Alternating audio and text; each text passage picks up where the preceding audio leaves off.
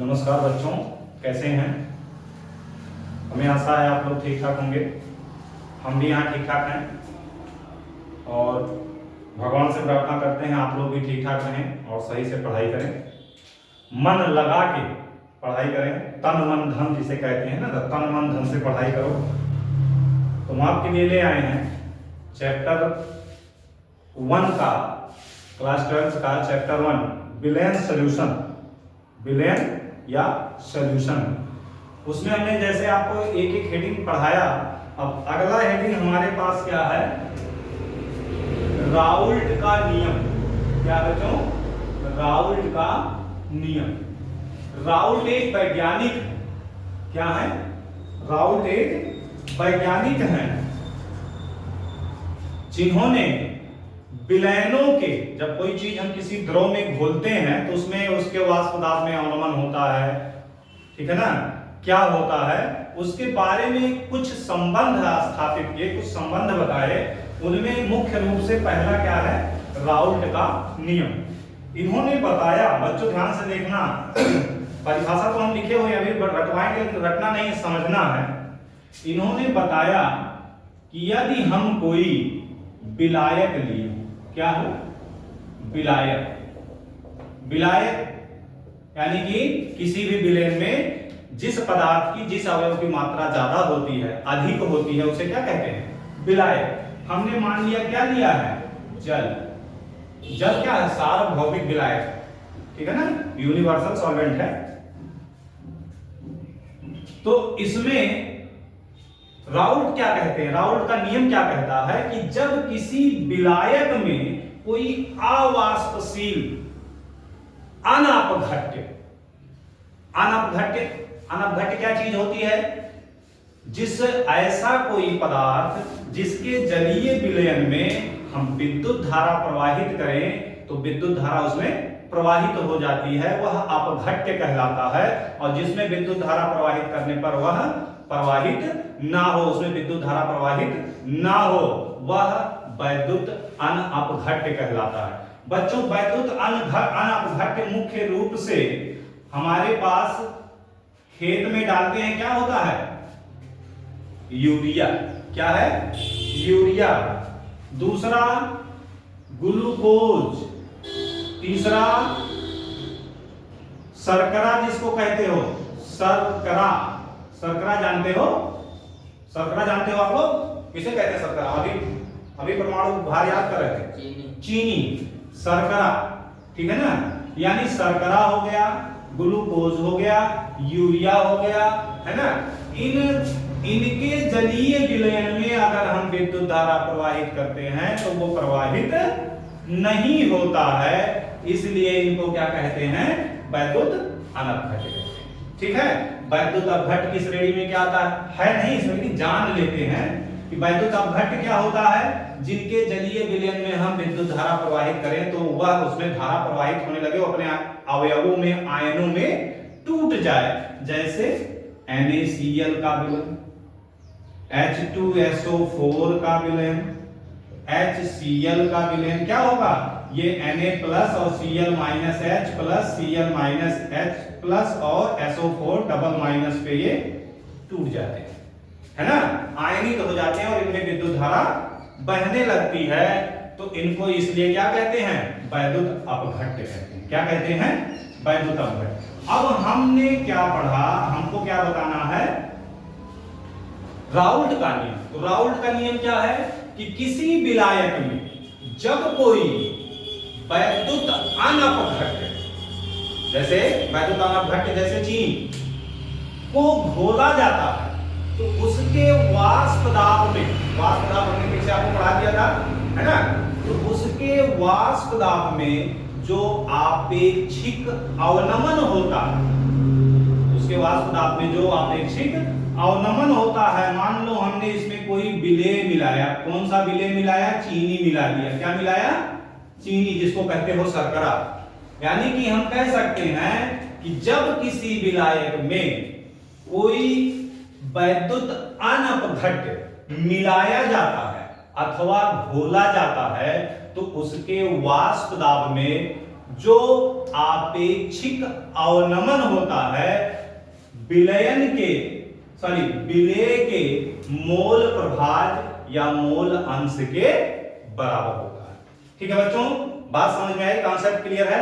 यानी हम फिर से कह लें कि जब किसी विलायक में कोई वैद्युत अनअपघट्य मिलाया अथवा घोला जाता है तो उसके वाष्प दाब में जो अवनमन मतलब कमी, जो अवनमन होता है वह विलेय के मोल प्रभाज के बराबर होता है। यानी हमने देखो यहां परिभाषा भी वही लिखा है बच्चों, हम इसको इतना दूर फेंक दिए। हमने आपको परिभाषा भी लिखा है यहाँ पे क्या लिखा है, मोस्ट इंपॉर्टेंट, यानी इंपॉर्टेंट है, ये परीक्षा में पूछा जाता है। क्या पूछा जाता है कि राउल्ट के नियम क्या है, राउल्ट के नियम की सीमाएं क्या है।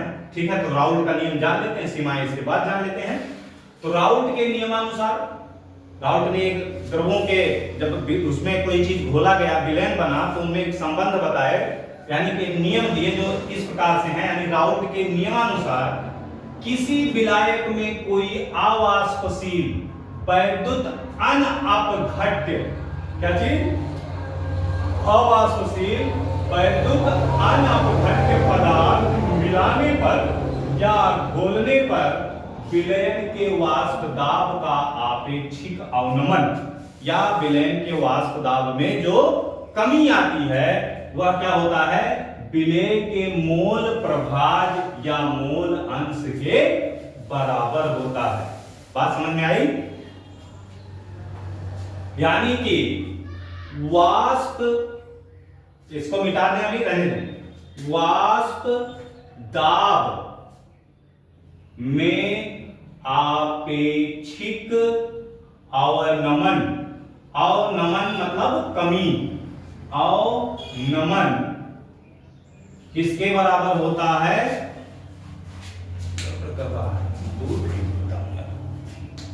फिर से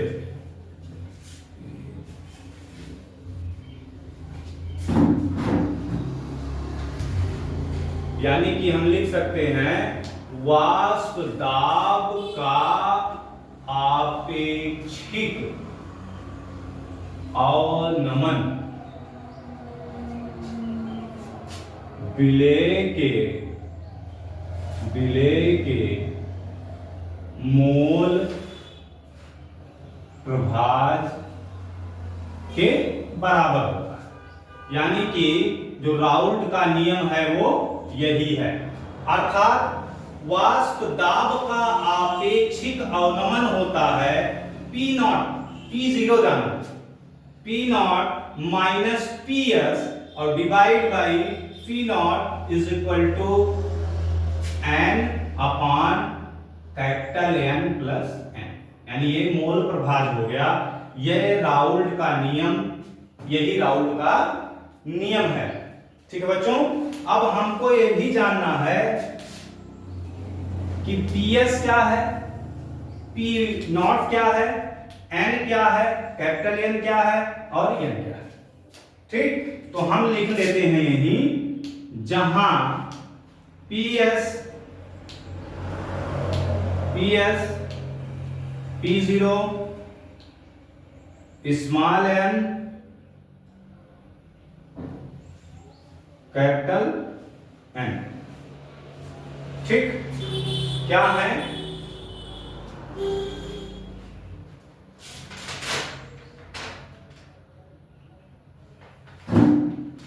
यह है शुद्ध विलायक का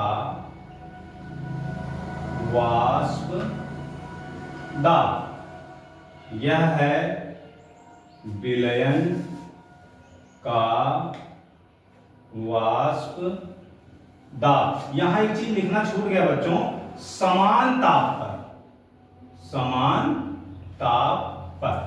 यह आप समझ रहे हो, विलेय के मोलों की संख्या, कैपिटल N क्या है, विलायक के मोलों की संख्या। अब मोलों की संख्या से निकालना आपको आता होगा, पदार्थ का भार ग्राम में और बटे अणु भार।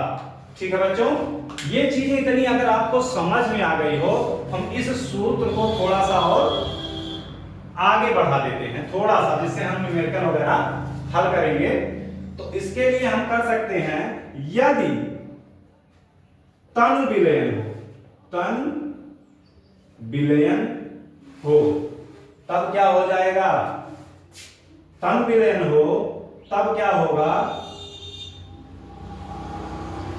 n तब क्या होता है, n plus n is equal to n मान लिया। तन का मतलब विलेय के मोलों की संख्या बहुत कम हो तो उसको नगण्य मान लेते हैं, छोड़ देते हैं। तो किसके बराबर आ जाएगा, n प्लस n बराबर किसके, कैपिटल N, कैपिटल N के। तब हो जाता है P0 minus PS upon P0 is equal to, आप हमारे पास आ जाएगा n अपॉन कैपिटल N।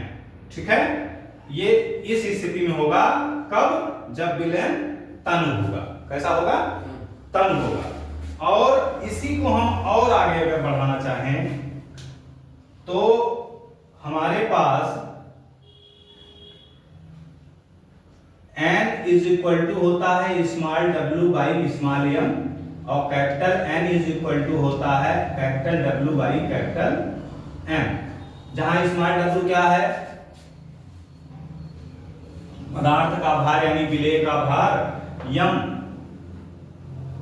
उसका अणुभार कैपिटल W विलायक का भार और m विलायक का अणुभार। इस स्थिति में हमारे पास फॉर्मूला हो जाएगा P0 minus PS upon P0 is equal to ये वाला n W बाई M और capital W by capital M जब बटे में होगा तो यहां क्या आ जाएगा, गुणे में capital M by capital W। ये फॉर्मूला आपको आगे प्राप्त होगा, जिससे हम क्या करेंगे, न्यूमेरिकल सवाल इसका लगाएंगे। तो इसके बाद बच्चों आता है राउल्ट के नियम की सीमाएं। तो सीमाएं बच्चों हम आपको ऐसे बता दें कि यह आदर्श विलयनों पर लागू होता है, तन विलयनों पर लागू होता है, वैद्युत अनअपघट्यों पर लागू होता है। ठीक है ना, यानी विलयन में वैद्युत अनअपघट्य घुला हुआ है तो ही वहां उस पर लागू होगा। ये इसकी राउल्ट के नियम की सीमाएं हैं। दूसरा, विलयन कैसा होना चाहिए, तन होना चाहिए।